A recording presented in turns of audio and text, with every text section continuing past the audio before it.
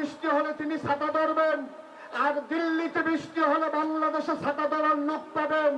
ছাত্র জনতা দেখিয়ে দিয়েছে কেমন করে মাথা উঁচু করে দাঁড়াতে হয়।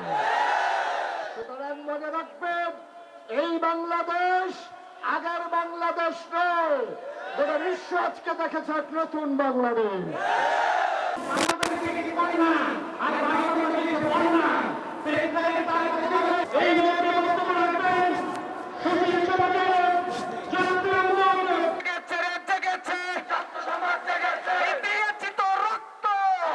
ভারতের পানি সন্ত্রাসের বিরুদ্ধে এবং আন্তঃসীমান্ত নদীগুলোতে ভারতের সমস্ত অবৈধ জনতাকে যারা শহীদ হয়েছেন তাদেরকে স্মরণ করে তাদের শাহাদাত কামনা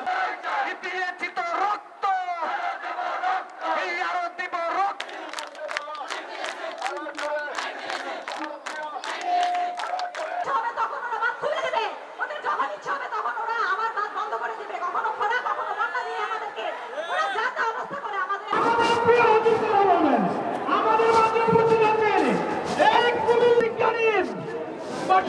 বাংলাদেশের সুনামধন্য পরিমাণ ইনশাআল্লাহ পক্ষ থেকে কুমিল্লাবাসীর পক্ষ থেকে আপনার করছি। ধন্যবাদ।